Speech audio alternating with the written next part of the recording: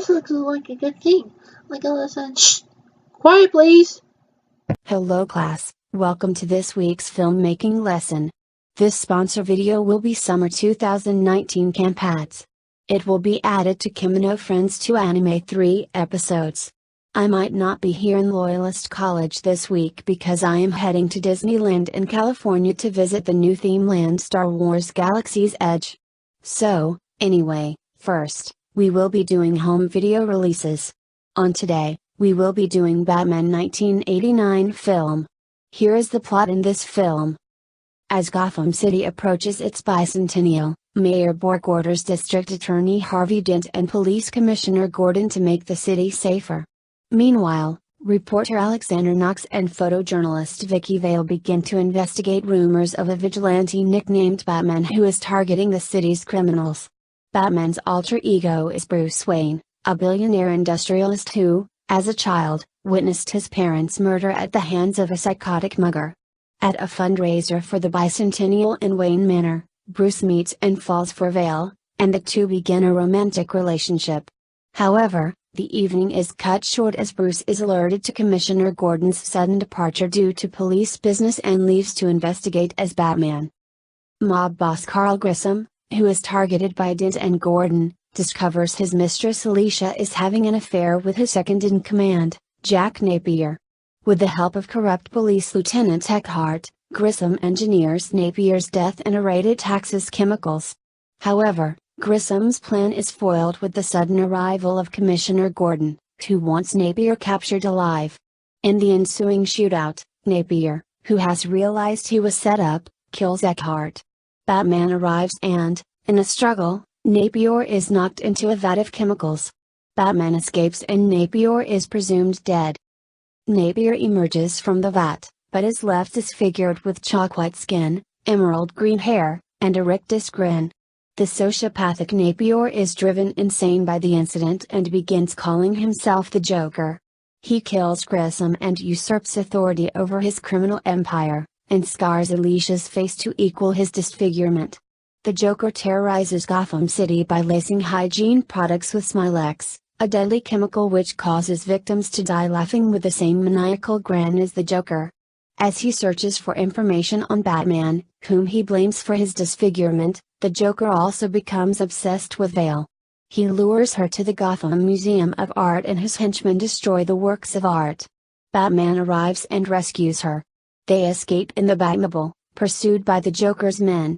Batman takes Vicky to the Batcave, where he gives her information from his research on Smilex that will allow the city's residents to avoid exposure to the toxin. Bruce visits Vicky at her apartment, prepared to tell her about his alter ego. The Joker interrupts their meeting, asking Bruce, "You ever danced with the devil by the pale moonlight?" Before shooting him, Bruce uses a bended serving tray as body armor and plays dead. He remembers that the mugger who killed his parents asked the same question, and realizes that Napier was his parents' killer. Vicky is brought to the Batcave by Bruce's butler, Alfred, who has been coaxing their relationship because Vicky brings out Bruce's human side.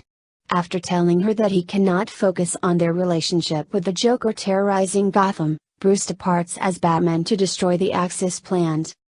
Meanwhile, the Joker lures the citizens of Gotham to a parade with the promise of free money, but while throwing cash at the crowd as promised, also attacks them with Smilex gas released from his giant parade balloons. Batman arrives and tows the balloons above the clouds with the Batwing.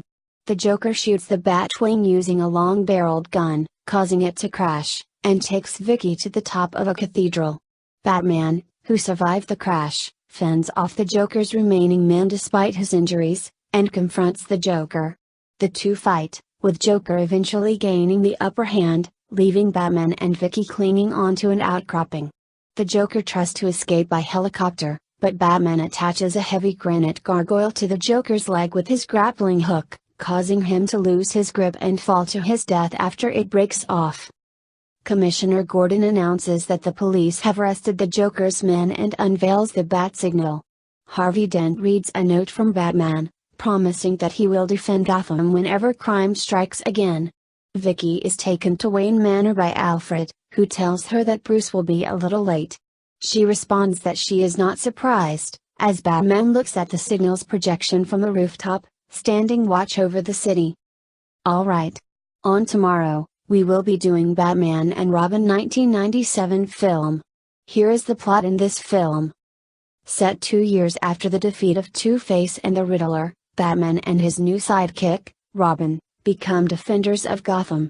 They attempt to thwart the villainous Mr. Freeze from robbing diamonds from the Natural History Museum, but he steals one and flees. Mr. Freeze was originally Dr. Victor Fries, a doctor working to develop a cure for McGregor's syndrome to heal his terminally ill wife.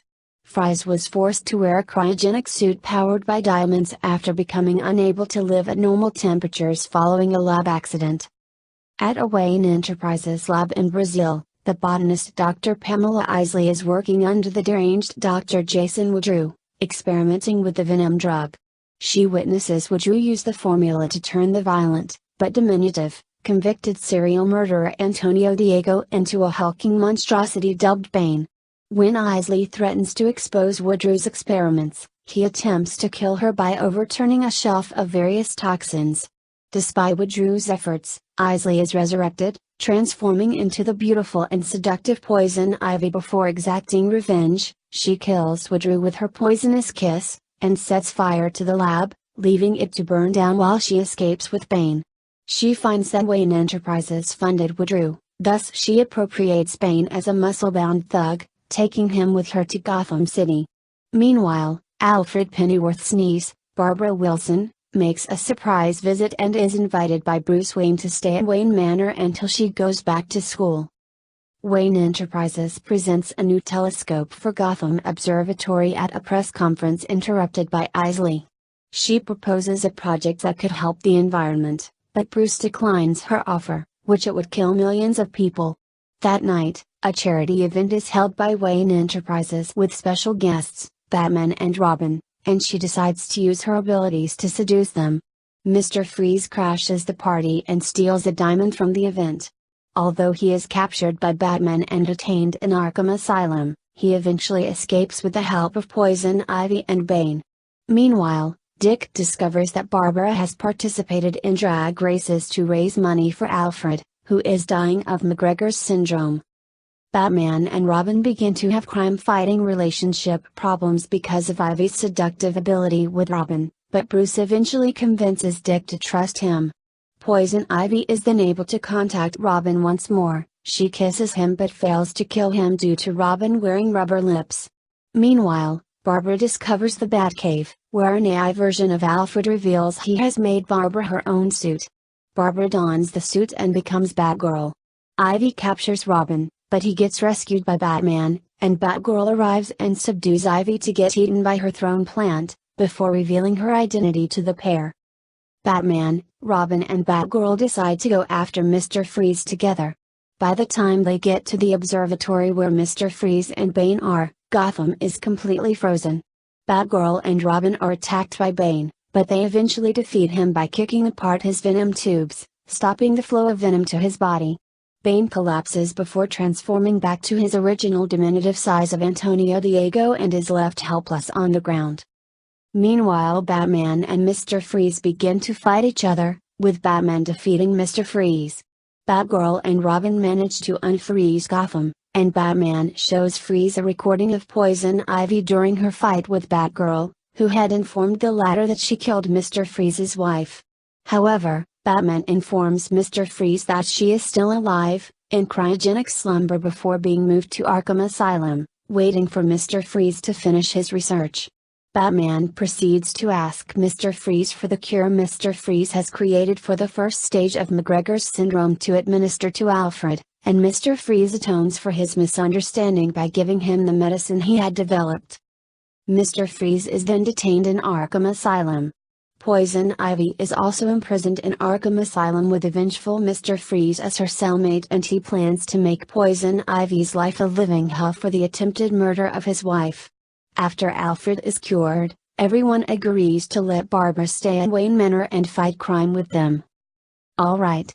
On Wednesday, we will be doing Batman Forever 1995 film. Here is the plot in this film.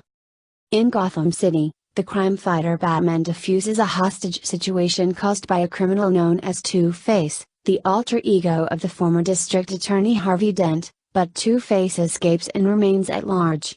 Edward Nygma, a researcher at Wayne Enterprises who idolizes Bruce Wayne, has developed a device that can beam television into a person's brain. Bruce offers to let Nygma come up with schematics for the device and set up a meeting with his assistant. However, after Nygma demands an answer from him immediately, Bruce rejects the invention, believing it to be too close to mind manipulation. After killing his supervisor and staging it as a suicide, Nygma resigns and begins sending Bruce riddles, seeking retaliation against him.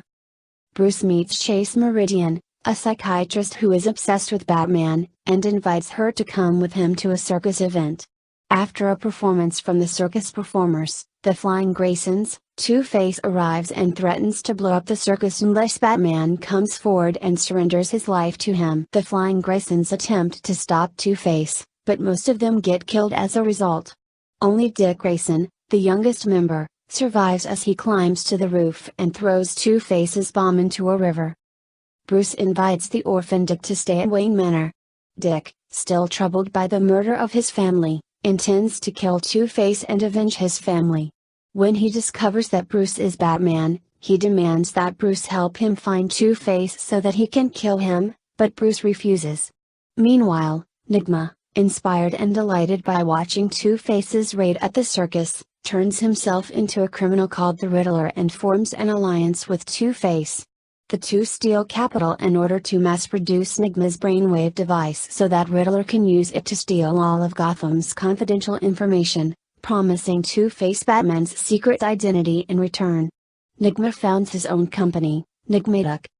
At Nygma's business party, Nygma discovers Bruce's alter ego using the brainwave device. Two-Face arrives and crashes the party. He nearly kills Batman, but Dick manages to save him. Meanwhile, Chase has fallen in love with Bruce, which surpasses her obsession with Batman. Bruce decides to stop being Batman in order to have a normal life with Chase, and to prevent Dick from murdering Two-Face. Dick runs away while Bruce and Chase have dinner together in the manor, where Bruce reveals his secret identity to her. The Riddler and Two-Face arrive and attack Wayne Manor. In the process, the Riddler blows up the Batcave. The criminals kidnap Chase after Two-Face shoots Bruce, and the Riddler leaves him another riddle. Using the riddles, Bruce and his butler, Alfred, deduce the Riddler's secret identity.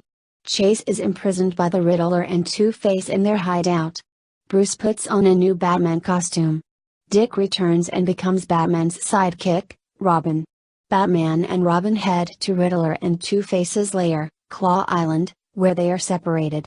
Robin encounters Two-Face and nearly kills him, but chooses to spare his life and is captured. The Riddler, revealing Chase and Robin bound and gagged with duct tape and containment tubes, gives Batman a chance to save only one hostage, but Batman destroys the Riddler's brainwave collecting device with a batarang, causing the Riddler to suffer a mental breakdown and allowing Batman to rescue Robin and Chase. Two-Face corners the trio and determines their fate with a flip of a coin, but Batman throws a handful of identical coins in the air, causing Two-Face to stumble and fall to his death, as Robin watches. The Riddler is taken to Arkham Asylum and imprisoned, but he claims he knows who Batman is. Chase is asked to consult on the case, but Nygma says that he himself is Batman, due to his damaged memories. Chase meets Bruce outside and tells him that his secret is safe before parting ways. Bruce resumes his crusade as Batman with Robin as his partner to protect Gotham from crime. Alright. On Thursday, we will be doing Batman Returns 1992 film. Here is the plot in this film. In the prologue, socialites Tucker and Esther Cobblepot give birth to a deformed baby boy, Oswald.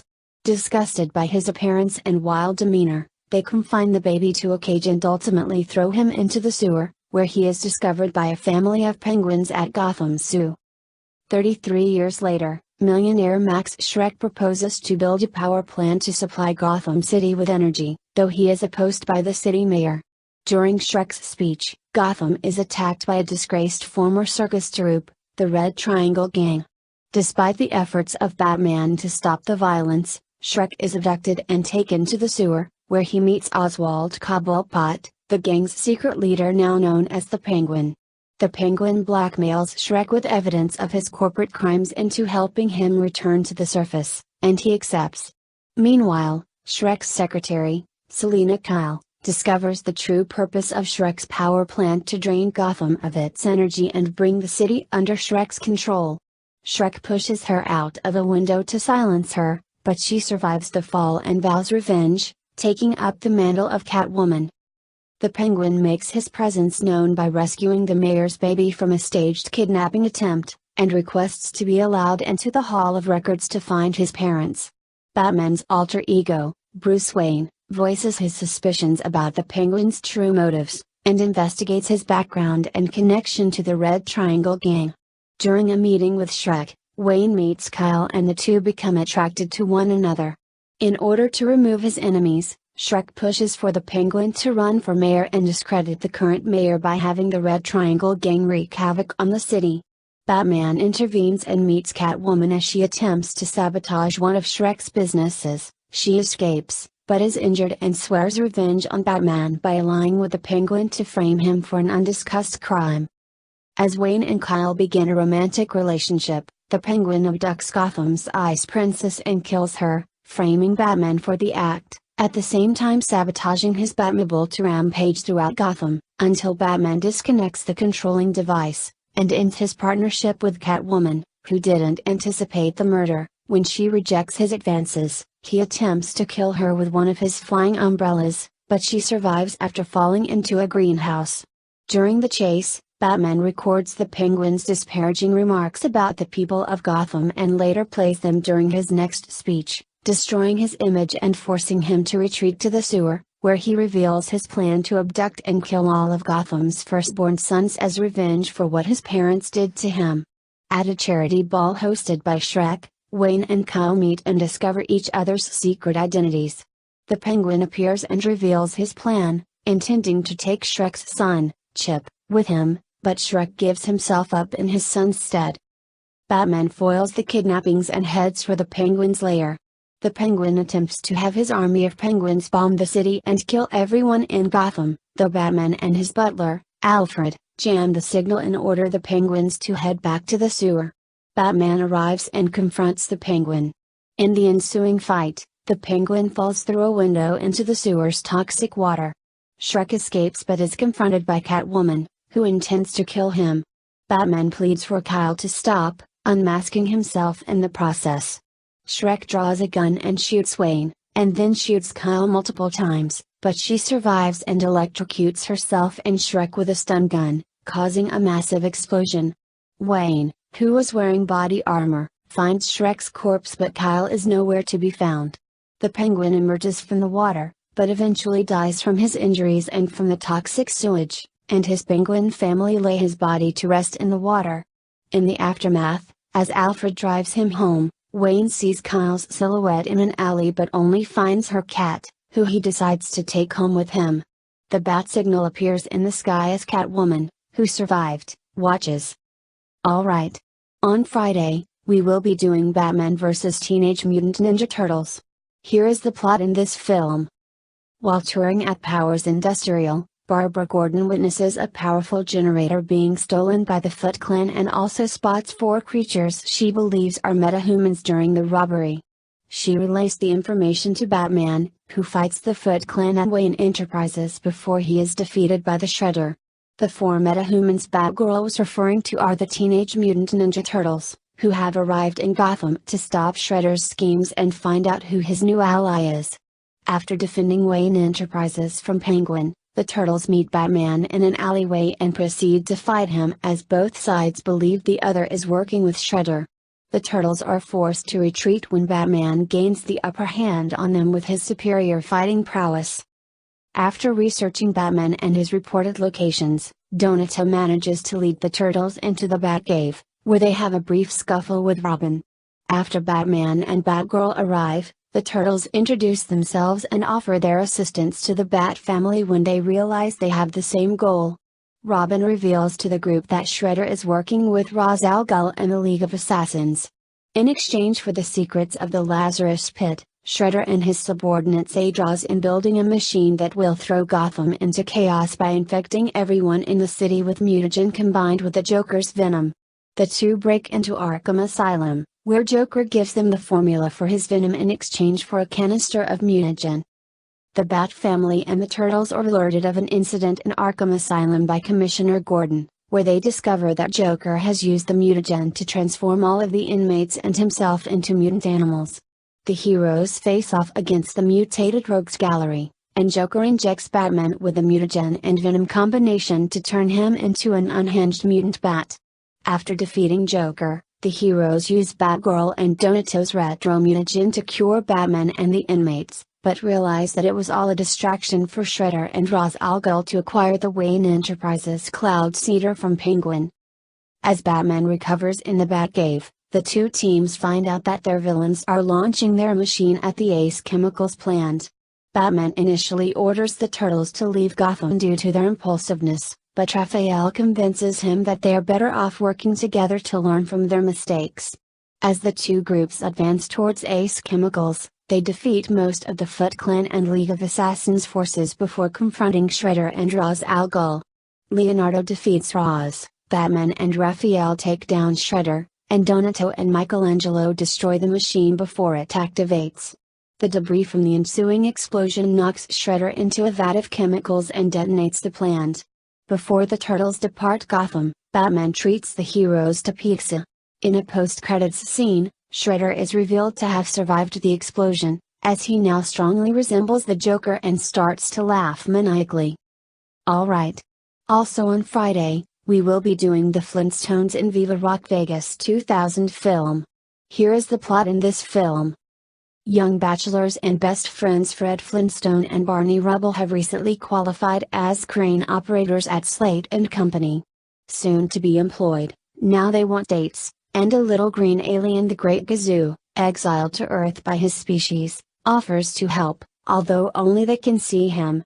Meanwhile, Wilma Slagooble wants a normal life and activities, like bowling, despite her controlling mother Pearl, who wants her to marry smooth casino owner Chip Rockefeller. Wilma angrily runs away to Brondo King in Bedrock.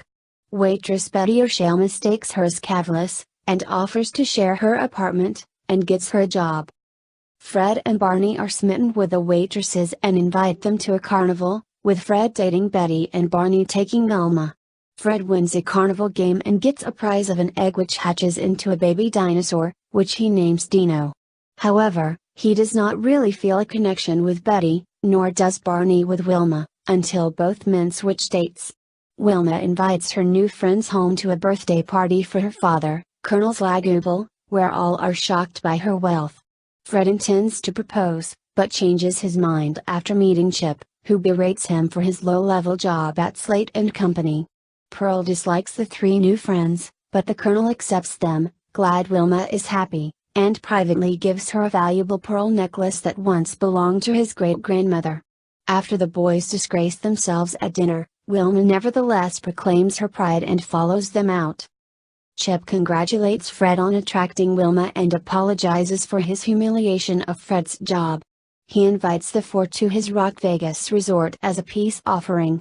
However, this is a plot by Chip to hope Fred gambles so Wilma dumps him, whereas Fred sees it as a chance to win big so he can impress Wilma with money like Chip's. Chip and his girlfriend Roxy are visited by two gangsters named Big Rocco and Little Rocco to collect a lot of money owed by Chip, who claims his upcoming marriage to Wilma will get him access to the Slagooble fortune, and the gangsters consider that plan creditable, so they agree to suspend collections until after the wedding. Gazoo witnesses the entire conversation. When Barney tries to keep Fred from high-stakes poker, Chip sends Roxy to seduce Barney for an escort to an all-you-can-eat buffet. Chip keeps Fred gambling to miss his dinner date with the others. Betty sees Barney wipe cream from Roxy's chest and misinterprets the move as a pass. Mick Jagger comforts the weeping girl, and they go on a date. Wilma breaks up with Fred over not spending any time with her. Chip warns her of burglaries and arranges that Fred loses everything before slipping Wilma's pearls in Fred's pocket and asking him to empty them. Hotel security arrests Fred for robbery. When Barney protests that Fred would did no such thing, and that Fred would not even be able to crack his own knuckles without help. Chip accuses Barney of being Fred's accomplice and has him arrested, as well. Angered that the two of them stole from her, Wilma goes back to Chip. In prison, the men are visited by Gazoo, who earlier spied on Chip. Gazoo reveals that Chip is in severe debt to the mob, and hoped to solve both his problems by framing Fred for the robbery and plans to marry Wilma to get the Slagoobles money. Barney slips through the bars, steals the keys, and unlocks the cell. Disguised as dancers, they accidentally run into Jagged's dressing room. Barney tells Betty he loves her, and they get back together after the misunderstanding involving Roxy at the buffet is cleared up, and Barney knocks at Jagged. Fred plans to disguise himself as Jagged in an attempt to reconcile with Wilma. Meanwhile, in the audience, Chip proposes to Wilma, but she is unresponsive. Fred then comes on stage disguised as Jagged and briefly sings to Wilma. He apologizes for his behavior earlier before proposing to her. Knowing that she still loves Fred, Wilma happily accepts, rejecting Chip, and they marry in the Rock Vegas Chapel of Love, while the gangsters prepare to make Chip pay in their own manner. After the pastor proclaims them husband and wife, everyone sings Meet the Flintstones. When Jagged sings Viva Rock Vegas at a party, Betty catches Wilma's tossed bouquet and kisses Barney. The newlyweds drive away with Dino and Gazoo to goodbye waves from their friends, family, and even a handcuffed Chip and Roxy. Alright. Also on Friday, we will be doing Flushed Away 2006 film. Here is the plot in this film. Roddy St. James is an upper-class pet rat who makes his home in a posh Kensington flat. While his owners are away on holiday, a common sewer rat named Sid comes spewing out of the sink and decides to stay, especially as England is playing against Germany in the World Cup final. Roddy schemes to get rid of Sid by luring him into the toilet, but Sid is not fooled, instead throwing Roddy in and flushing him away into the sewer. Roddy discovers a city resembling London, Retropolis, made out of various bits of junk, and meets Rita Malone, an enterprising scavenger rat who works the drains in her faithful boat, the Jammy Dodger. Rita is irritated by Roddy initially, but ends up taking him along. Her archenemy the Toad sends his rat henchmen, Spike and Whitey, after her for stealing back her father's prized ruby. The Toad loathes all rodents, and plans to have Roddy and Rita frozen with liquid nitrogen inside an ice maker. The pair escape, and Rita takes a unique electrical cable that is required to control Retropolis floodgates. Roddy discovers that the ruby is a fake and breaks it in front of Rita. Enraged, Rita tries to attack Roddy, but eventually calms down and explains that she is only angry because her father, quite literally, broke every bone in his body trying to obtain it just for her to find that it was just a worthless fake. Roddy offers Rita a real ruby if she takes him back to Kensington, to which she agrees, and the pair first stop to visit her family before setting off. During Roddy's stay, he overhears a conversation that causes him to think that Rita is selling him to the Toad, so he steals the Jammy Dodger. When Rita catches up to him, she is able to clear up the misunderstanding. The pair evade a pursuit from Spike, Whitey, and their accomplices, and incensed at his minions' repeated failures, the Toad sends for his French cousin, known as Le Frog. It is revealed that the Toad was Prince Charles' favorite childhood pet until he was abruptly replaced by a pet rat and subsequently flushed down a toilet, resulting in his hatred of rodents. The Frog and his subordinates intercept Roddy and Rita and retrieve the cable, sinking the Jammy Dodger in the process, but the duo use a plastic bag to lift themselves out of the sewer and back to Roddy's home. Roddy pays Rita the promised ruby and an emerald, then shows her around his house. She at first believes he has family in the home, but notices his cage and realizes he is a pet. Rita tries to persuade Roddy to come with her, but he is too proud to admit that he is lonely. She departs, but is soon captured by the Toad. Talking to Sid about halftime, Roddy pieces together the Toad's plan, to open the gates during halftime of the World Cup, when all the humans will most likely be using their toilets. As a result, a great sewage flood will form and drown Retropolis in sewage, allowing the Toad to use the city as a home for his tadpole offspring. Roddy gives Sid his cushy position and has Sid flush him back to the sewers. He frees Rita, and together they defeat the Toad and his henchmen and freeze the wave of sewage with his liquid nitrogen. Rita and Roddy build the Jammy Dodger Mark II and set off in her. In a post-credits scene, Roddy's former owner Tabitha returns home with a new pet cat, which scares Sid. Alright. Also on Friday, we will be doing How to Make an American Quilt 1995 film. Here is the plot in this film. There is no plot. It was just characters from the film. Alright. Also on Friday, we will be doing Mr. Baseball 1992 film. Here is the plot in this film. Jack Elliott is an aging American baseball player unsuspectingly put on the trading block during spring training in 1992 by the New York Yankees in favor of rookie Phenom first baseman Ricky Davis, played by Hall of Famer Frank Thomas, and there's only one taker, the Nagoya Chuniki Dragons of Japan's Nippon Professional Baseball. Upon arrival in Japan, Elliott clashes with the Japanese culture and the team's manager, and before long he alienates his new teammates. He believes the rules and management style of his new skipper, Ucha Iyama, Ken Takakura, are ludicrous, and continues to do things his way, which leads his already dwindling performance to suffer even more.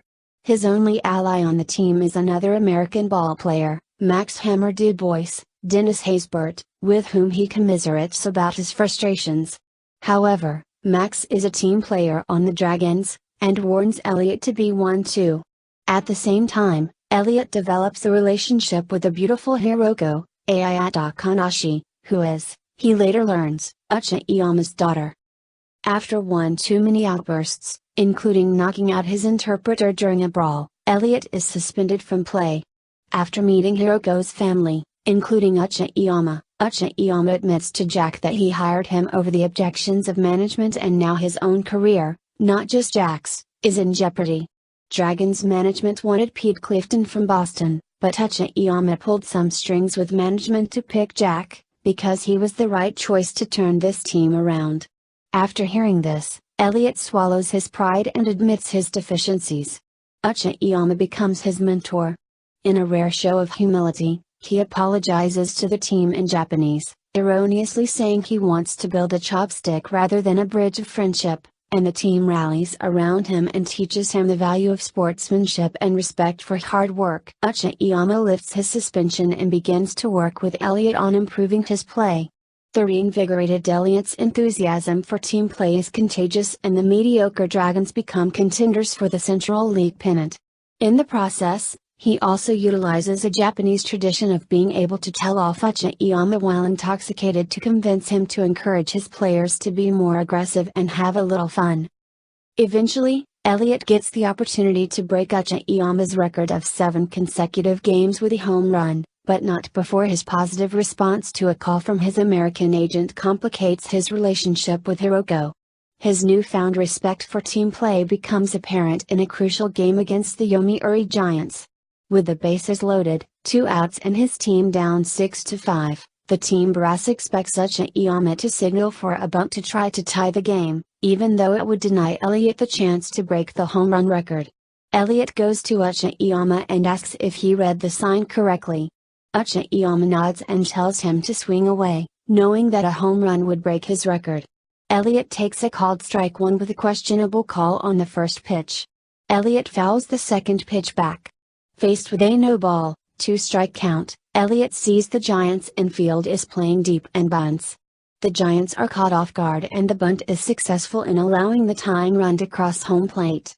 As the Giants struggle to field the ball, Elliott, approaching first base, veers slightly inside the baseline and knocks over the Giants pitcher covering first on the play, which allows the winning run to score from second base.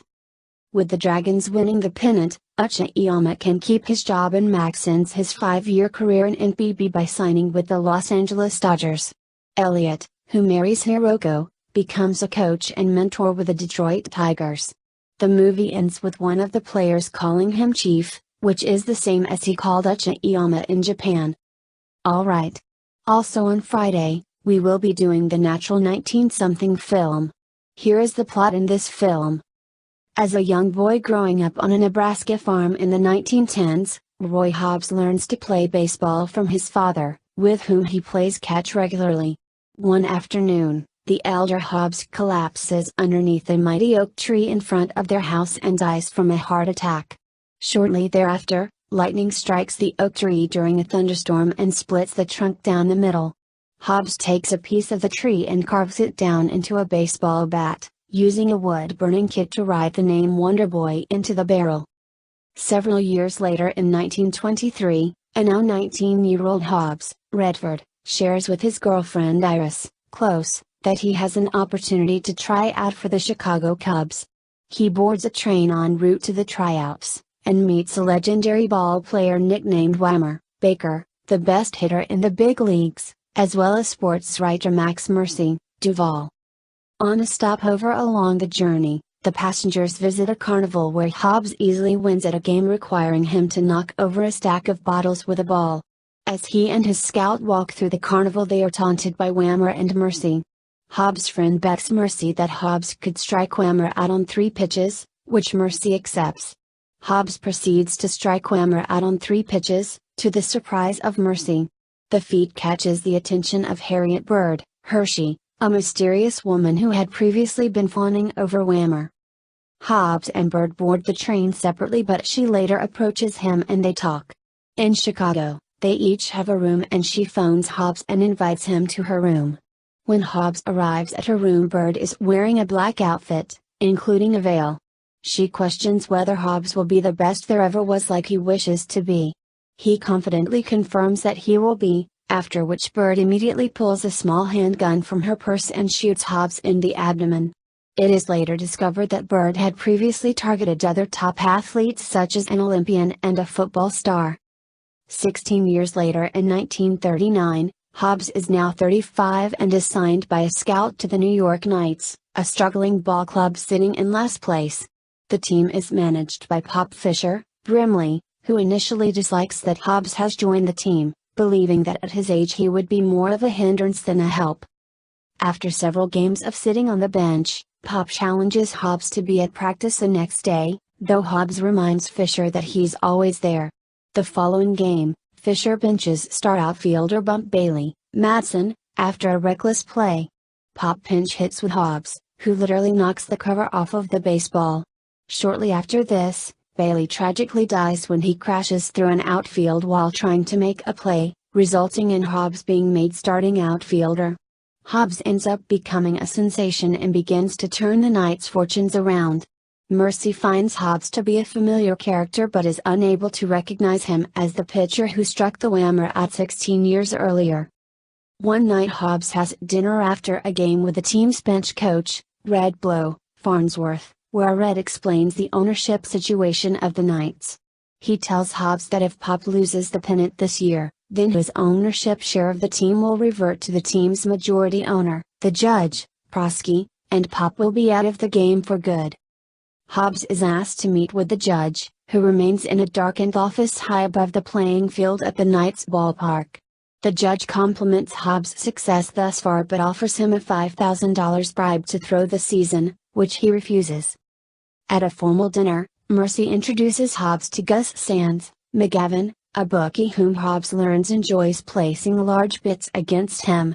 He also meets Mimo Paris, Basinger, who turns out to be Pop's niece. The two begin spending more time together with a growing romantic interest, and Hobbs' gameplay concurrently begins slumping. One night while Pop is waiting in a hotel lobby, he sees Hobbs come in with Mimo. He privately cautions Hobbs about Mimo, but Hobbs disregards him. Hobbs continues to slump until one day in a day game against the Cubs, Hobbs breaks out of his slump when a woman in white stands in the seats, catching Hobbs' attention. He immediately proceeds to hit a home run to deep center field, shattering the clock on the scoreboard at Wrigley Field. After hitting the home run, he runs to the dugout to try and see the woman again, but the abundant flash photography blinds him. Nevertheless, he realizes it's his childhood sweetheart, Iris.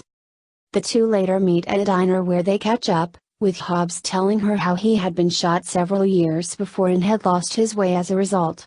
Iris shares with Hobbs that she now has a son whose father lives in New York. The encounter breathes life into Hobbs' game again, restoring his elite hitting. The boost causes the Knights to surge into first place. One day as the team is coming off the field after practice, some of his teammates ask him to throw a pitch in because they want to hit a few more. Hobbs obliges and throws a strike so hard the ball wedges into the netting behind home plate to the awe of his teammates. Mercy, having been evaluating their practice, immediately remembers who Hobbs is after seeing him pitch. One night at a team party thrown by Memo, she slips something into a pastry that she feed Hobbs, and he collapses soon after. He awakens in the maternity ward of a hospital and is shown a silver bullet that had been lodged in his stomach for years. He learns the Knights have lost 3 games in a row, which sets up a 1-game playoff against the Pittsburgh Pirates. At his bedside, Memo encourages Hobbs to accept the bribe, which has been quadrupled by the judge. Hobbs refuses, and the judge informs him he should reconsider since the judge is also bribing someone else on the team. Iris visits Hobbs later, at which point he confides that he feels like he's failed to live up to his potential, though she insists he is a great player. Hobbs returns to the clubhouse where he prepares for the game and is told by Pop that Hobbs is the best hitter he's ever seen. As the game progresses, Hobbs realizes the bribed player is pitcher Al Fowler, Grayson O. Hobbs calls time and comes in from right field to tell Fowler not to throw the game. Fowler smartly replies that he'll start pitching when Hobbs starts hitting. Fowler starts pitching more competitively and the Knights manage to stay in the game. Watching the game from the stands with her son, Iris begs an usher to deliver a written note to Hobbs in the dugout telling him that she has brought his son to watch him play. In the 9th inning, the Knights trail the Pirates when the latter brings in a young, hard-throwing pitcher reminiscent of Hobbs when he was younger. Lightning bolts appear in the distance. Both the pitcher and catcher see that Hobbs is hampered by his old wound, and throw inside in an attempt to harm him. Hobbs connects on an inside pitch which runs foul down the right field line. The ball was struck so hard that it splits Wonder Boy in half. Hobbs charges the bad boy Bobby to pick a good replacement bat for him, and he returns with his own bat, the Savoy Special, that Hobbs had helped him make as a sister bat to Wonder Boy. Hobbs steps into the batter's box, down to his last strike, bleeding through his jersey where his wound is, and hits the ball nearly out of the park, striking the stadium lights and sending a flurry of sparks onto the field as he rounds the bases, hitting a walk-off home run to win the game and the National League pennant. The Knights advance to the World Series, the outcome of which is not revealed. The victory secures Pop's share of the team and his place on it. Later, Hobbs plays catch with his son in the same field that he had with his father many years earlier while Iris looks on. Alright. It was 1984 film. Also on Friday, we will be doing Over the Hedge 2006 film. Here is the plot in this film. While scavenging for food, RJ the raccoon enters the cave of Vincent the bear, who has a wagon full of human food taken from a nearby rest stop. RJ accidentally wakes Vincent from hibernation, and in a race to escape, causes the stash to roll out onto the nearby highway and get run over by a large truck. To avoid being eaten himself, RJ promises Vincent that he will completely replace the stash within the week. RJ finds a nearby, recently built suburban housing development separated from a forest glade by a large hedge. There he discovers a pack of animals recently awoken from their hibernation, led by Vern the turtle. The others include Squirrel Hemi, Skunk Stella, Porcupines Penny and Lou, along with their triplet sons, Spike, Bucky and Quillo, and Opossum Ozzy and his daughter Heather. The animals are scared, as the development had been built during their hibernation and they fear they will be unable to forage for food in the small glade. RJ shows them the amount of food humans consume and waste and suggests they forage from the humans. Vern is hesitant but the other animals acquiesce. They make bold attempts to steal food directly from the humans, with RJ secretly guiding them to help collect the food he needs to replace Vincent's stash. When the animals raid the trash cans of the Homeowners Association chairwoman Gladys Sharp, she calls an animal exterminator named Wayne LaFontant, who offers to install an illegal, lethal trap called the Depelter Turbo in her backyard. Vern sees this and tries to warn the others, but RJ insists they will be okay. Fearing for the safety of the pack, Vern attempts to return what they stole. He and RJ argue, causing a small rampage through the development during a chase with a large, excitable dog named Nugent and destroying the stash RJ had collected for Vincent. After a brief argument, RJ and Vern make up and RJ rallies the others to raid Gladys' home directly on the night before a large party. With Stella disguised as a cat to distract Gladys' own cat, Tiger, the others enter Gladys' home and collect all the food. RJ inadvertently reveals his duplicity to the animals, just as they are discovered by Gladys, who calls Dwayne. RJ escapes with the food but leaves the other animals to be captured by Dwayne. As RJ brings the food to Vincent, he is consumed by remorse, and instead uses the stash to knock Dwayne's truck off the road, enraging Vincent. Dwayne is knocked out while the animals get free, and Spike, Bucky and Quillo use skills they learned from a video game to drive the truck back to the development. Vern convinces the group to forgive RJ since he came back to save them, and they save him from Vincent. They return the truck to the development, crashing through Gladys' home, and the animals fleeing into the hedge. Gladys and Dwayne converge on the animals from one side with a string trimmer and a cattle prod respectively, while Vincent tries to swipe at them from the other. To escape, RJ gives Hemi an energy drink, allowing the hyperactive squirrel to move incredibly fast. Hemi causes Vincent, Gladys, and Dwayne to be trapped by the Deep Pelter Turbo while the animals escape. The police and animal control arrive, and Vincent is sent to the Rocky Mountains while Gladys is arrested for using the Deep Pelter Turbo, but Dwayne successfully escapes only to encounter Nugent, who bites him on the leg. RJ and Vern apologize to each other, and RJ is brought into the group, as is Tiger, who became infatuated with Stella even after learning she was a skunk. Vern realizes they have not had a chance to forage for food until Hemi reveals that while sped up, he collected enough nuts for the group to last the year. In a post-credits scene, the animals are at the vending machine from the beginning, and RJ hacks it to make all the snacks fall in. However, the large pile blocks the access bin from opening. Alright. Also on Friday, we will be doing Shark Tale 2004 film. Here is the plot in this film. In Southside Reef, an underachieving Blue Street cleaner wrasse named Oscar fantasizes about being rich and famous. Soon after arriving for work at the whale wash, he is called to the office of his boss, a pufferfish named Sykes, to discuss the fact that he owes a large sum of money and must pay it back by the next day. He remembers being made fun of as a young child because his father was a tongue scrubber, so his angelfish best friend Angie offers him a shiny pink pearl that was a gift from her grandmother to pawn and pay his debt. Oscar brings the money to the racetrack to meet Sykes, but hears that the race is rigged and bets it all on a seahorse named Lucky Day. Sykes is furious that Oscar bet the money but agrees to see how the race turns out. Moments before Lucky Day crosses the finish line, he trips and loses. Meanwhile, a family of criminally inclined great white sharks which has associates such as killer whales, swordfish, and octopi has a problem with one of their sons, Lenny, who is a vegetarian and refuses to act the part of a killer. His crime lord father, Don Edward Lino, orders his more savage eldest son Frankie to tutor his brother in the family business. Frankie sees Oscar being electrocuted by Sykes' two jellyfish enforcers Ernie and Bernie and urges Lenny to eat Oscar, but Lenny instead frees Oscar and telling him to flee. Irritated, Frankie charges at Oscar, but suddenly an anchor falls on his head, killing him. Shocked and terrified, Lenny flees in a fit of grief and guilt. As there were no other witnesses and Oscar was seen near the body, everyone comes to believe that he killed Frankie, an opportunity that Oscar decides to exploit for fame. Oscar returns to the city with a new title of Shark Slayer. Sykes becomes his manager and Oscar moves to the top of the reef to live in luxury. At the same time, Don Lino has everyone search for Lenny.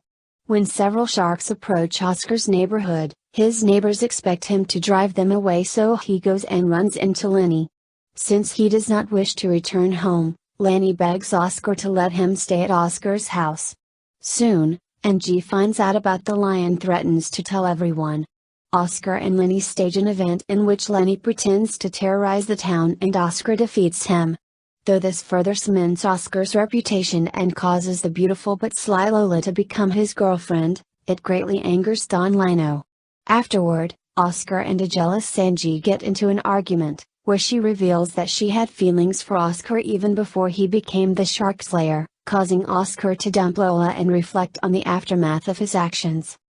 Oscar buys some Valentine's Day gifts for Angie but learns that Don Lino has kidnapped Angie to force a sit-down. Lanny attends disguised as a dolphin named Sebastian. Don Lino threatens to eat Angie if Oscar does not comply. Lanny grabs Angie into his mouth, but later regurgitates her and reveals himself in front of his father. Stunned, Don Lino disowns his son and chases Oscar through the reef. Oscar heads for the whale wash and ends up trapping Don Lino and Lenny. Oscar is given an ovation by everyone, but he finally confesses the truth behind Frankie's death. He then tells Don Lino that everyone likes Lenny for who he is and urges him not to prejudge people before he knows them properly. Touched by his speech, Don Lino reconciles with his son and states that he and his gang bear him no ill will. Oscar forsakes all the wealth he has acquired, makes peace with the sharks, becomes co-manager of the whale wash, now frequented by sharks, killer whales, and swordfish, and starts dating Angie. Alright. Also on Friday, we will be doing Sinbad Legends of the Seven Seas 2003 film. Here is the plot in this film. Sinbad and his pirate crew attempt to steal the magical Book of Peace and hold it for ransom as one last job before retiring to Fiji. Sinbad is surprised to see it is being protected while on board to Syracuse, Sicily by Prince Proteus of Syracuse. Proteus was once Sinbad's best friend as a child and he tells him if it ever meant anything he can prove it. Sinbad tries to steal the book anyway, but is prevented when Cetus attacks the ship. The two work together to fight off Cetus and for a moment reaffirm their bond. Just when it seems the beast is defeated, Sinbad is dragged off the ship. Proteus goes to save Sinbad, but he is stopped by his crew. Drawn underwater by Cetus, Sinbad is saved by the beautiful goddess of discord, Eris, who offers him any boon he desires in exchange for the Book of Peace. Sinbad and his crew go to Syracuse to steal the book, but leave without doing so. Anticipating this, Eris impersonates Sinbad and steals the book. Sinbad is sentenced to death, whereupon Proteus sends Sinbad to retrieve the book instead, placing himself as a hostage, and Proteus' fiancée Lady Marina goes to make sure that Sinbad succeeds. To prevent them from succeeding, Eris sends a group of mythical sirens, who entrance and seduce the men aboard Sinbad's ship with air hypnotic singing voices, but do not affect Marina, who pilots the ship to safety. The goddess of discord later sends a rock which captures Marina, but she is rescued by Sinbad. After these and other incidents, Sinbad and Marina talk in a brief moment of peace. Marina reveals that she's always dreamed of a life on the sea, and Sinbad reveals that he distanced himself from Proteus 10 years earlier because he loved Marina.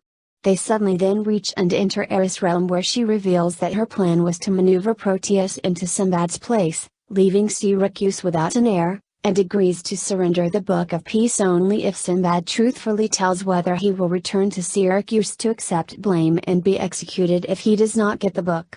She gives him her word that she will honor the deal, making it unbreakable even for a god. When he answers that he will return, Eris calls him a liar, and returns him and Marina to the mortal world. Ashamed, Sinbad admits the goddess of discord is right, truly believing deep down that he is a selfish, black-hearted liar. In Syracuse, the time allotted to Sinbad has elapsed. Proteus readies himself to be beheaded, but at the last minute, Sinbad appears and takes his place. An enraged Eris appears suddenly and saves Sinbad by shattering the executioner's sword to pieces. Sinbad, shocked, realizes that this was still part of her test and that he has beaten her by proving his answer to be true after all. Eris is furious but cannot go back on her word and gives the book to Sinbad. Eris then leaves to cause chaos elsewhere. With the true culprit revealed, Sinbad is pardoned for the crime of stealing the book and is now well respected. With the book restored to Syracuse, Sinbad and his crew prepare to leave on another voyage, leaving Marina in Syracuse. Unbeknownst to him, Proteus sees that Marina has fallen deeply in love with Sinbad and life on the sea and releases her from their engagement, sending her to join Sinbad's ship. Marina surprises Sinbad by revealing her presence on the ship just as it begins to sail, and the two share a kiss. Now together, they and the crew set out on another long voyage as the ship sails into the sunset. Alright. Also on Friday, we will be doing A Star is Born Special Encore Edition 2018 film. Here is the plot in this film. Jackson Jack Maine, a famous country music singer privately battling an alcohol and drug addiction, plays a concert in California. His main support is Bobby, his manager and older half-brother. After the show, Jack visits a drag bar where he witnesses a performance by Ally, a waitress and singer-songwriter. Jack is amazed by her performance, and they spend the night talking to each other, where Ally discloses to him the troubles she has faced in pursuing a professional music career. Jack invites Ally to his next show. Despite her initial refusal, she attends and, with Jack's encouragement, sings on stage with him. Jack invites Ally to go on tour with him, and they form a romantic relationship. In Arizona, Ally and Jack visit the ranch where Jack grew up and where his father is buried, only to discover that Bobby sold the land. Angered at his betrayal, Jack punches Bobby, who subsequently quits as his manager. Before doing so, Bobby reveals that he did inform Jack about the sale, but the latter was too inebriated to notice. While on tour, Ally meets Rez, a record producer who offers her a contract. Although visibly bothered, Jack still supports her decision. Rez refocuses Ally away from country music and towards pop. Jack misses one of Ally's performances after he passes out drunk in public. He recovers at the home of his best friend George Noodles Stone, and later makes up with Ally. There he proposes to Ally with an impromptu ring made from a loop of guitar string, and they are married that same day at a church ministered by a relative of Noodles. During Ally's performance on Saturday Night Live, Bobby reconciles with Jack. Later, Jack and Ally fight after he drunkenly voices his disapproval of Ally's new image and music, which is nominated for 3 Grammy Awards. At the Grammys, a visibly intoxicated Jack performs in a tribute to Roy Orbison, and Ally wins the Best New Artist award.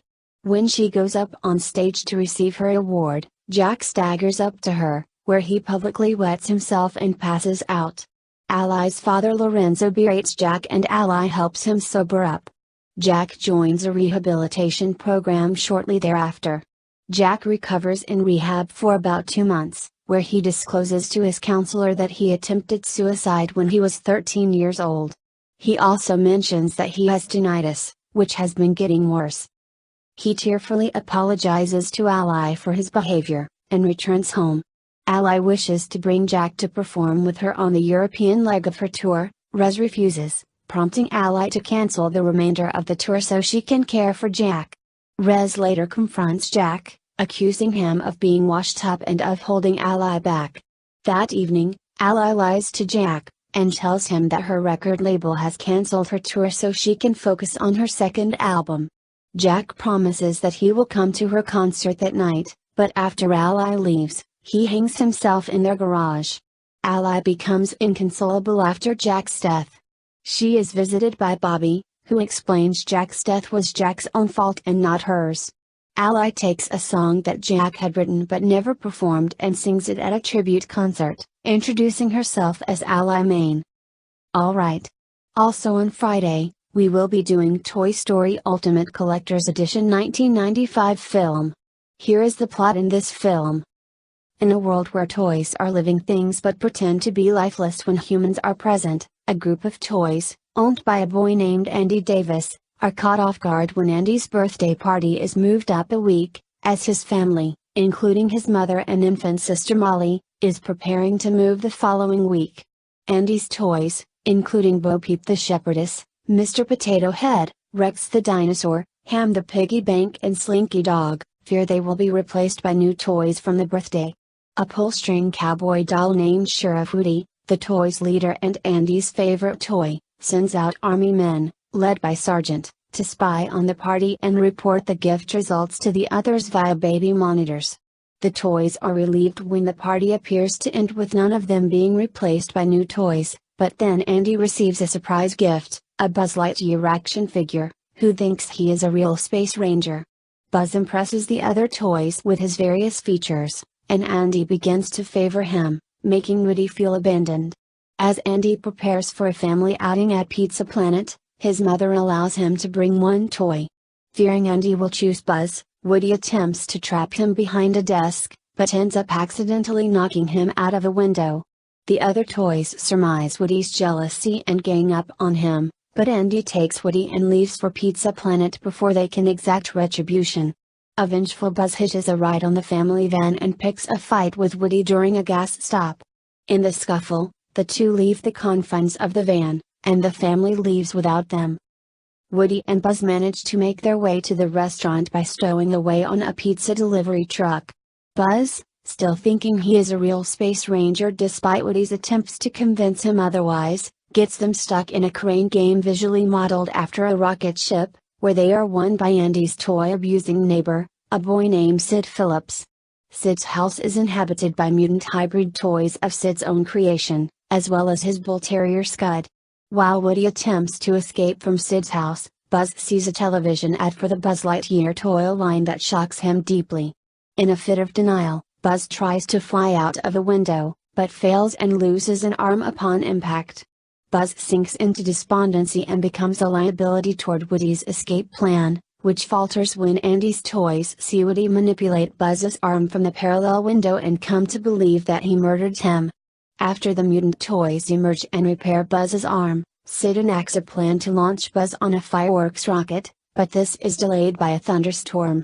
Woody restores Buzz's confidence by telling him about the joy he can bring to Andy as a toy.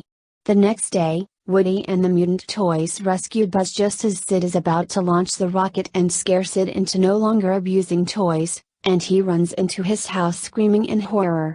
Woody and Buzz leave just as Andy and his family drive away toward their new home. The duo tries to make it to the moving truck, but Scud sees them and gives chase. Buzz gets left behind while saving Woody from Scud, and Woody tries rescuing him with Andy's radio-controlled car, RC. Thinking that Woody is trying to get rid of RC as well, the other toys attack and toss him off the truck. Having evaded Scud, Buzz and RC retrieve Woody and continue to chase the truck. Upon seeing Woody and Buzz together on RC, the other toys realize their mistake and try to help them get back aboard, but RC's batteries are exhausted, requiring Woody to ignite the rocket still strapped to Buzz's back.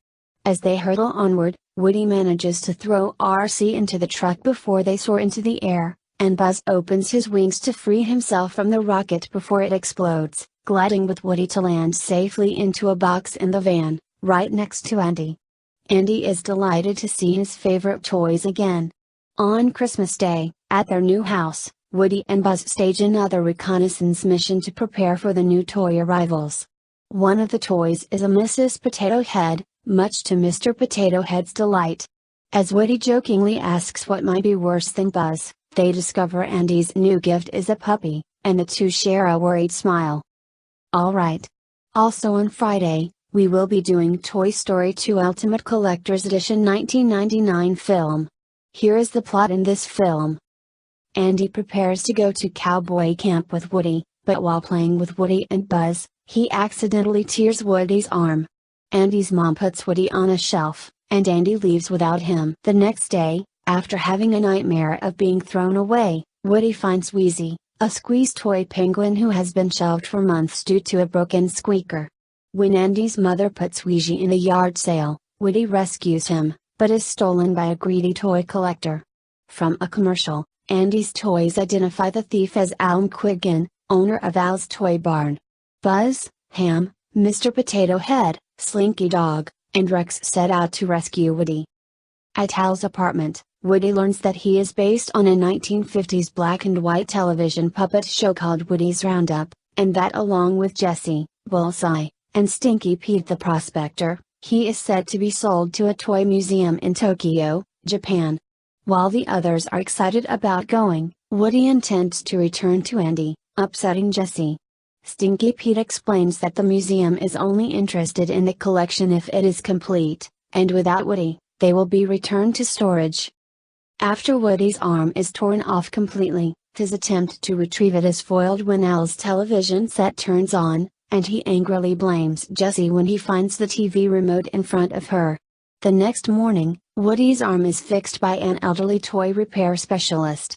He learns that Jessie once belonged to a girl named Emily, who eventually outgrew and finally donated her. Stinky Pete warns Woody that the same fate awaits him when Andy grows up, whereas he will last forever in the museum. Hearing this, Woody decides to go to Japan. Meanwhile, Buzz and the other toys reach Al's toy barn. While searching for Woody, Buzz is imprisoned by a utility belt Buzz, who believes that Buzz is a rogue space ranger. He joins the other toys, who mistake him for Andy's Buzz. After discovering Al's plan, they go to his apartment, while Andy's Buzz escapes and pursues them, accidentally freeing an Emperor Zurg toy, who follows him with the intent of destroying him. After the toys find Woody, Buzz rejoins them and proves that he is Andy's Buzz, but Woody refuses to go home, much to Andy's toys' dismay. Buzz reminds Woody that a toy's true purpose is to be played fault with, which he would never experience in a museum. After seeing a boy play with him on a Woody's Roundup episode, Woody changes his mind, and asks the Roundup gang to come home with him and the rest of the toys.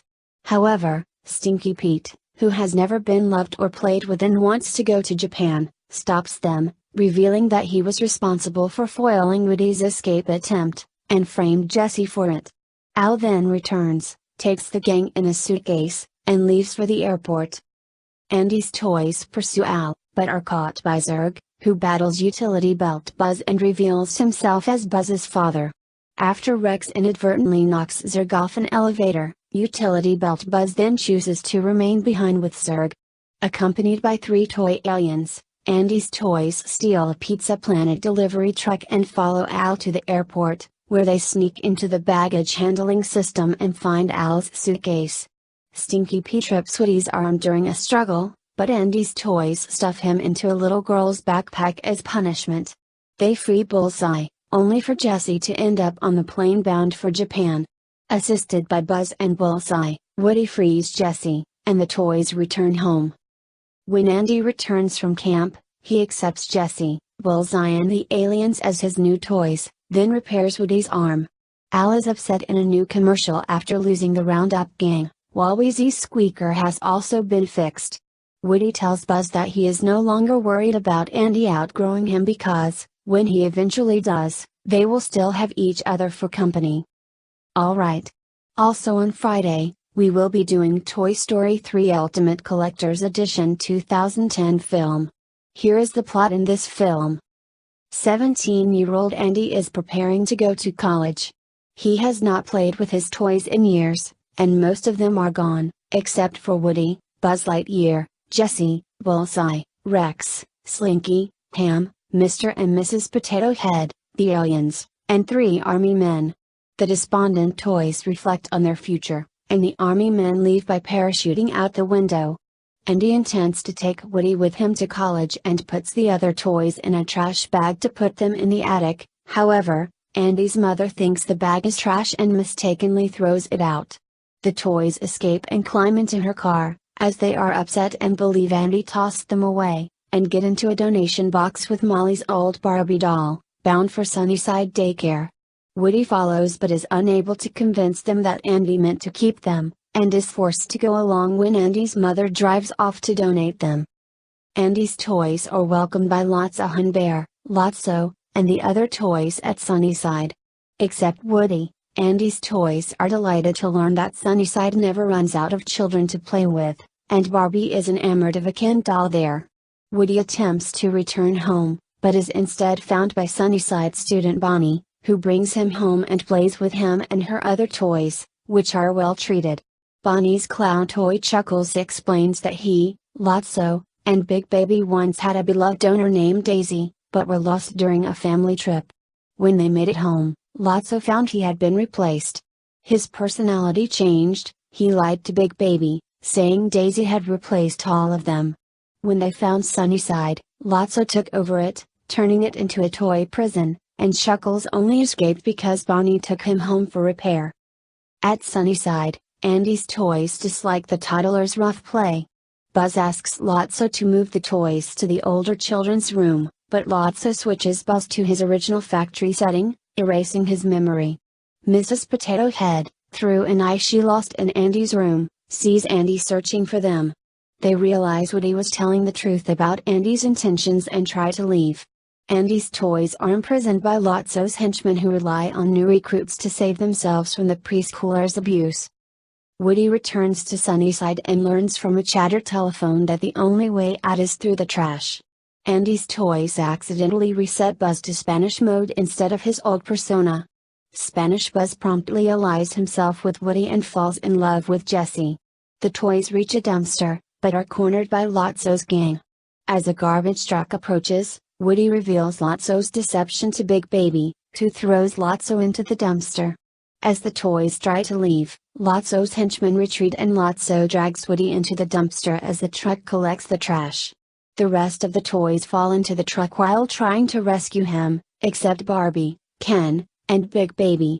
A falling television lands on Buzz, restoring his memory and personality.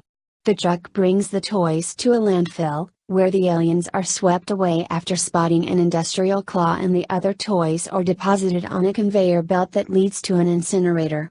Woody and Buzz help Lotso reach an emergency stop button, only for Lotso to abandon them and escape. The toys resign themselves to their fate and prepare to die, but are rescued by the aliens operating the claw. Lotso is found by a garbage truck driver, who ties him to his truck's radiator grill and drives away. Woody and the other toys board another garbage truck back to Andy's house. Woody leaves a note for Andy, who, thinking the note is from his mother, donates the toys to Bonnie. Andy introduces the toys individually to Bonnie, and to Andy's surprise, Woody is at the bottom of the donation box and Bonnie recognizes him. Though initially hesitant, Andy passes Woody on to Bonnie, and they play together before he leaves. Woody and the other toys witness Andy's departure as they begin their new lives with Bonnie. In the film's epilogue, Barbie, Ken, and Big Baby have made vast improvements to Sunnyside and maintain contact with Bonnie's toys through letters. After parachuting in, the army men are welcomed to Sunnyside. Alright. Also on Friday, we will be doing Wallace and Gromit, The Curse of the Were-Rabbit 2005 film. Here is the plot in this film. Toddington Hall's annual giant vegetable competition is approaching with the coveted golden carrot as its prize. Cheese-loving inventor Wallace, and his faithful pet dog and assistant Gromit provide a humane pest control business, Anti-Pesto, protecting the town's vegetables. They are called upon by Lady Toddington to help deal with Toddington Hall's rabbit infestation, capturing all the rabbits using their Bunvac 6000 vacuum. Wallace devises a plan to turn them against vegetables by connecting the Bunvac to his latest invention, the mind manipulation O-matic, in order to brainwash the rabbits. He accidentally turns the vacuum from suck to blow and one rabbit gets stuck to his head, briefly fusing their minds before Gromit smashes the device. The rabbit shows no interest in vegetables, and so they name him Hutch and place him in a small cage. That night, a giant rabbit-like creature devours many of the town's vegetables.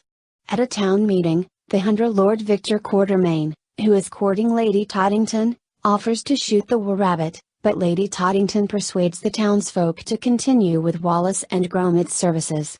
That evening, they attempt to capture the were-rabbit but become separated, at which point Gromit spots the were-rabbit and gives chase in their van. However, the beast escapes underground. Gromit follows the tunnels dug by the creature back to their house, where Wallace is fielding calls from angry townspeople. Wallace then suspects Hutch is the beast, and goes to Toddington Hall to declare that this means they have captured it. Gromit locks Hutch in a stronger cage, but after finding stacks of ravaged vegetables in Wallace's room, he realizes Wallace is the were-rabbit. He rushes to the hall and manages to distract Wallace away. While driving back home, they are cornered by Victor, who accuses Wallace of trying to steal Toddington from him. The moon rises, and Wallace transforms into the were-rabbit and bounds away. Now knowing the truth, Victor sees an opportunity to dispose of his rival, and obtains 3 24-karat gold bullets from the town reverend in order to kill Wallace. The next morning, Wallace has developed rabbit ears. Gromit convinces Wallace that he is indeed the Were-Rabbit by showing him how Hutch has developed Wallace-like traits, including his voice and appetite for cheese. Wallace fails to repair the mind-o-matic, but the now intelligent Hutch succeeds. However, Lady Toddington arrives at the door, expressing disappointment that he lied to her and adding that she has given Victor permission to shoot the beast. The moon rises and Wallace begins to transform, forcing him to abruptly turn her away. Victor arrives and attempts to shoot Wallace with the golden bullets, but Gromit helps Wallace to escape. The hunter locks Gromit in a cage and pursues the Were-Rabbit to the competition. Gromit escapes with the help of Hutch, and they follow behind Victor. At the competition, Victor warns the crowd the beast is still at large, before the Were-Rabbit emerges, creating chaos. Victor tries to shoot the beast, but Gromit creates a diversion, causing Victor to exhaust his supply of gold bullets. He snatches the golden carrot trophy from Lady Toddington to use as ammunition.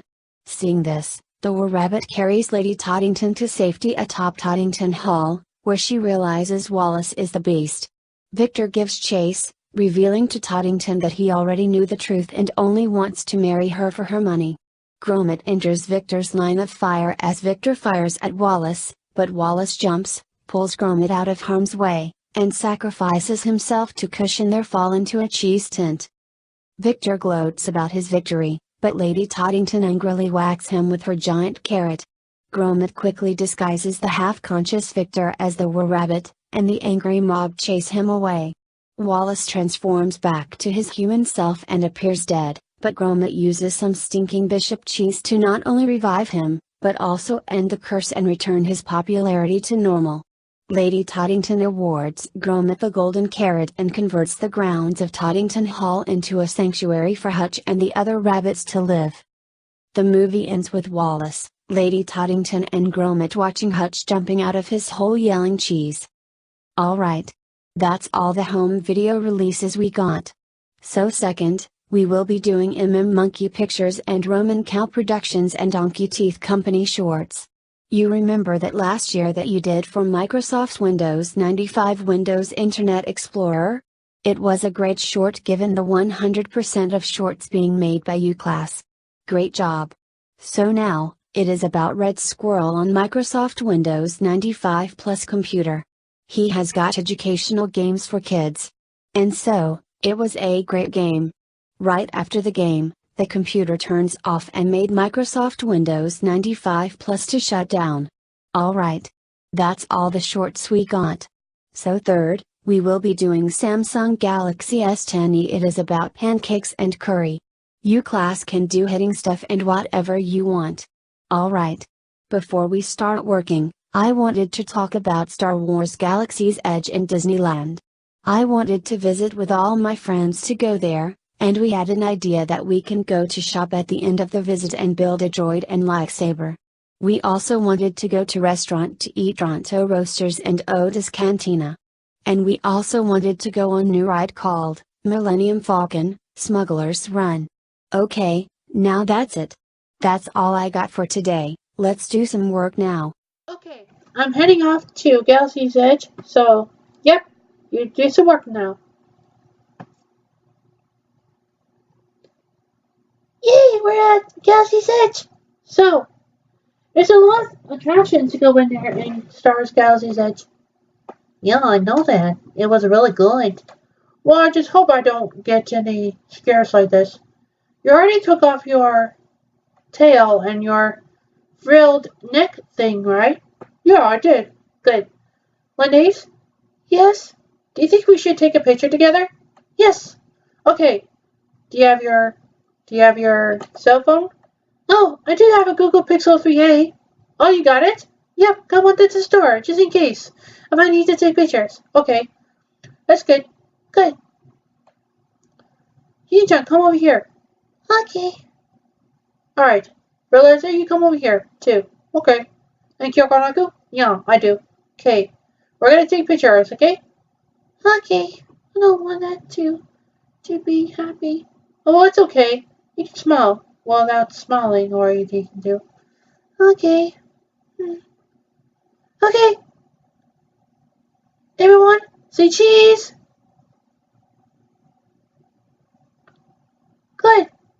Alright. That's good enough.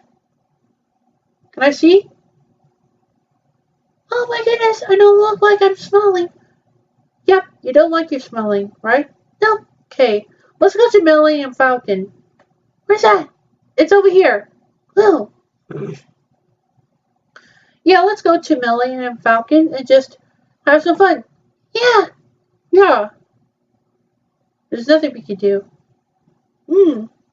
There must be something around this place. Yeah.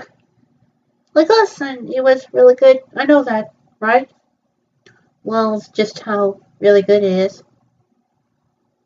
Well, I guess it should be good by then, right? Yeah. Eleanor Sayron. This is really good for Millennium Falcon attraction. Will be us to go fight the flight. Fight the flight? Yeah, fight the flight. You know that, right? It's good to know I have it. I know that. Okay, we're at the Millennium Falcon. Are you ready to go? Yeah, I do. Okay. Wendy's, for Lizard, I'll be in the back seat. Sharakima, you sit in there. Okay. Okay, Miyuki, you sit in there. Okay. Eleanor Simon, you sit over there. Okay. Alright. Alright, let's get this pilot started. This was really good, isn't it? I know. It's just how we flight it is. Okay, let's see. We're gonna turn off speed. Wow. Okay, here we go. Okay, here it goes. I'm flying. You're flying? Yeah. Look, I'm flying. You got the co-pilot, Phil Lizard, right? Yeah, I am a co-pilot. Because I'm in a Millennium Falcon to flight. Yes, I know that. Good. There's probably a few more left. Let's get to it. We're going to hang up to the sky. I know that, right? Yep. Okay. Now I'm going to have to, switch this. Switch? Let's take out to the travel venture. Whoa, that's the Earth. I know that. We're taking on the spaceship flight. Yeah. Okay. I'm ready to shoot now. It looks like we're in the Guardians of the Galaxy, right? Yeah, I know that. Cause we're in a starship in that Marvel Cinematic Universe where Guardians of the Galaxy took place in the Millennium Falcon. Just like the Simmons one. I know that, right? Yeah, I know that because I didn't know what's going on here. Well, just about this. Well, I guess there should be a lot of times. Okay, we have to go up. We're gonna keep shooting. Well, what is it getting any worse? We don't know what's getting any worse.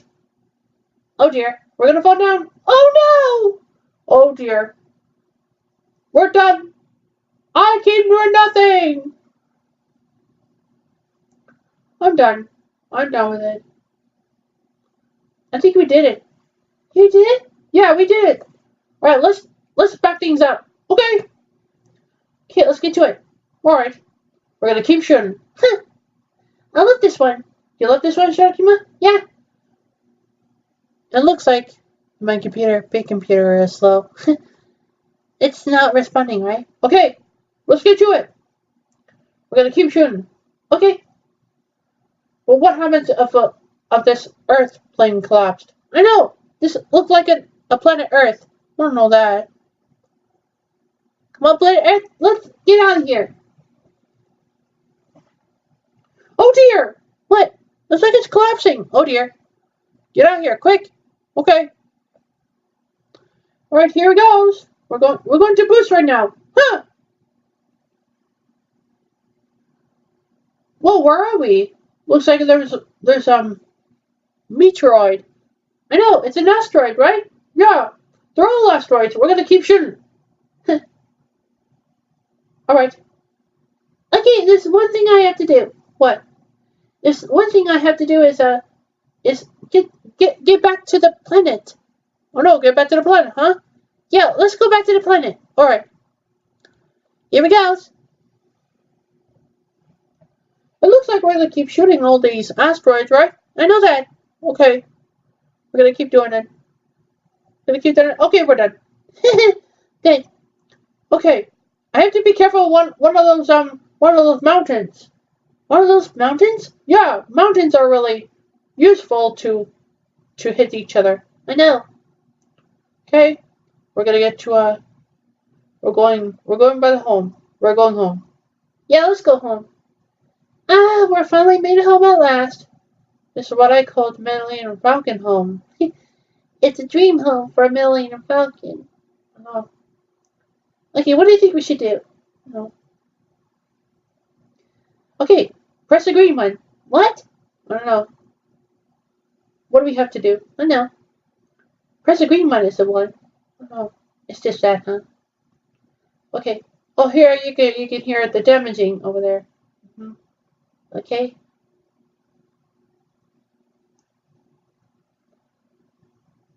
Mm-hmm. Okay. Looks like we're gonna get out now. Thank you very much. Thank you very much. Thank you very much, sir. I really looking forward to this Falcon. This Millennium Falcon. Yeah. Which one is the exit? It's right down that way. Okay. That's good. Gosh, we're finally out. This was look new. Yeah, the Star Wars Galaxy's Edge in Disneyland looks new. I know. So what do we have to do? What do we have to do? Oh yeah, we should go to a restaurant by tomorrow. Yeah, let's go to a restaurant by off screen today. Yeah, off screen.